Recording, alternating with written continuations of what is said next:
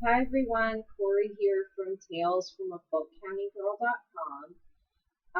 This video is a quick look about a journal that I have customized to be what I think would be a nice bullet journal scrapbook type notebook. That doesn't mean that I'm not using my rose gold day timer anymore. This is more of an addition to my planner. If you watch all of my bullet journaling videos, I hint to what I feel would be the perfect design for a bullet journal. And I'm just wrapping up my current journal, and sorry, I've got wispies flying around. And I decided that my next journal, the one I'm going to start in a few days, I went through and customized it to the way I think I would like it. And in my head, it seems like the perfect setup. And so this is just going to be it's going to be another experiment. I'm going to show you the notebook first before we get into it. I don't use Moleskine or Lexstrom, the L one. It's a German brand, I believe. I don't use those. I have, if you've watched my blank journal notebook videos, it's two-part video. You know I have a lot of blank notebooks, so there's no point in my mind to go out and buy Moleskine when I made these videos like, 2-3 weeks ago. I can't even remember how many blank notebooks I have, but I got a lot.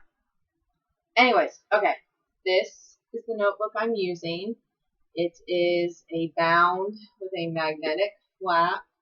The front says inspire, dream, hope, believe, imagine, create. I had eyed this journal in Barnes & Noble for a long time before I actually bought it. And if you really look at the cover, like, it's got some writing right here, and it's got some scrolly, like, stamp work here, and a picture here. And the back it's got another picture and more writing and some what looks like stamps. The brand is C.R. Gibson, fine gift since 1870. I hope y'all can see that. But anyways, I've been in love with this notebook for a long time. I like the idea of mixed media and art, and to me, the cover, even though it's actually not, it's very smooth. It looks mixed media without being mixed media, if that makes any sense. And like I said, it has a magnetic clasp and a nice little ribbon bookmark. And the inside cover is kind of like a checkerboard pattern. Detail. And the paper is really nice. Alright, so let's get started. I had written in this book, I tried starting a story in it, so the first 3 pages I'm skipping over because it has a started story that I may eventually go back to and maybe transfer into one of my writing notebooks, but I'm not too worried about it now.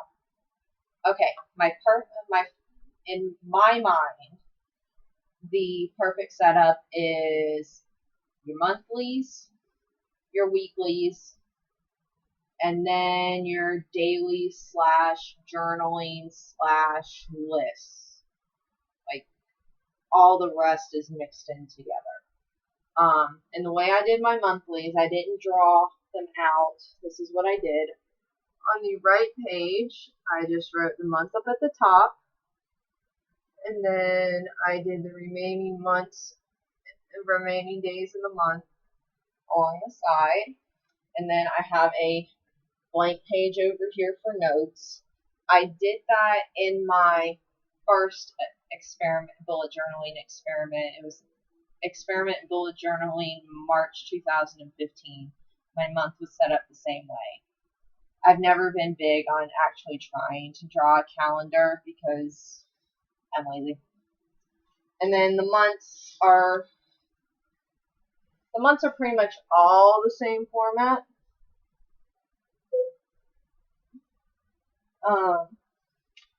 It only has 29 lines on a page, so 30 and 31 actually split this bottom margin.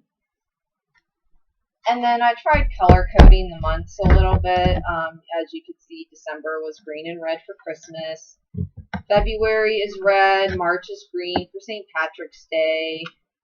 April's blue. April showers bring May flowers. And just stuff like that. July was blue and red. October was purple and orange. And then November was just orange. And I did actually make monthlies all the way through December 2016. But while they are dated, I don't have the days of the week beside them, and I have not written the year. That way, if it turns out I don't like this, like if I find out in December that this doesn't work for me, I haven't completely wasted all that space. I can actually go through and get rid of it. And then we get into my monthly layouts. I did 52 weeks, and I did a few different layouts. Here's what I did. And it's a week on a page. This one has Monday through Friday with 2 columns, and then Saturday and Sunday are 1 column. And no, I did not use a ruler. Again, didn't feel like going and getting it. Here's another one. So it's another week on a page. And what I really like about this setup is that every day of the week is the same size. Roughly. Okay. The bottom one has a little bit more room, but that was the nature of the beast when I wanted to stay with the lines. And then there was this idea.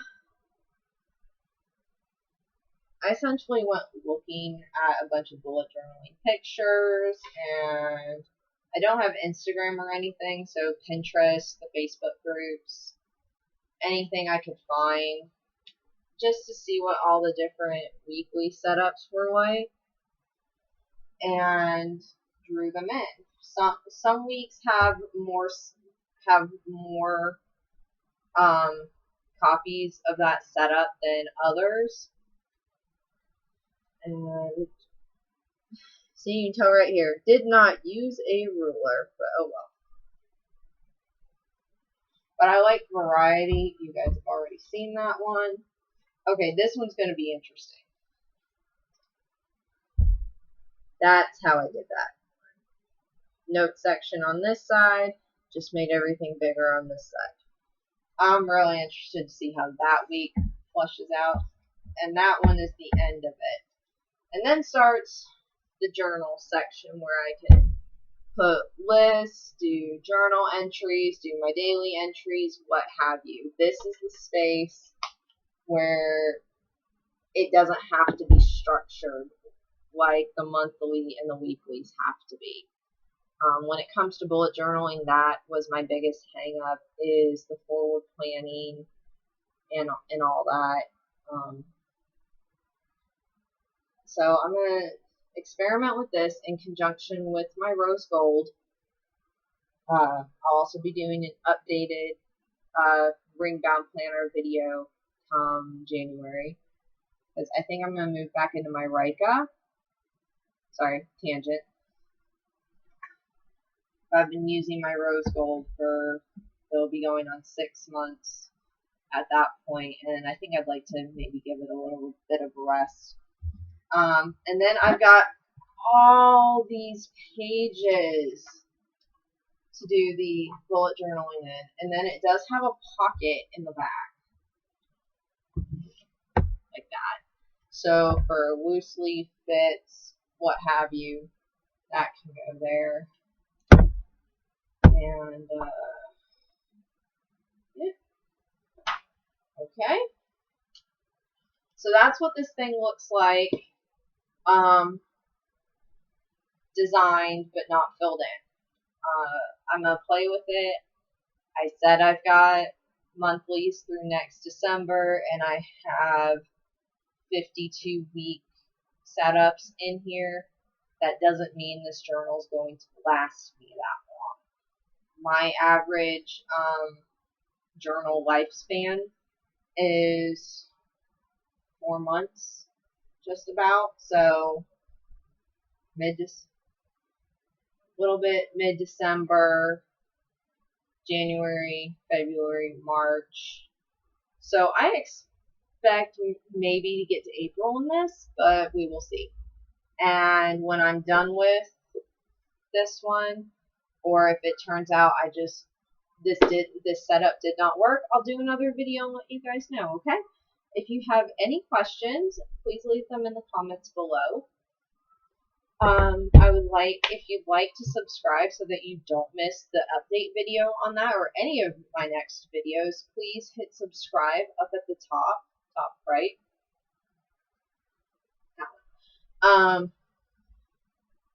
And I hope everybody has a nice day.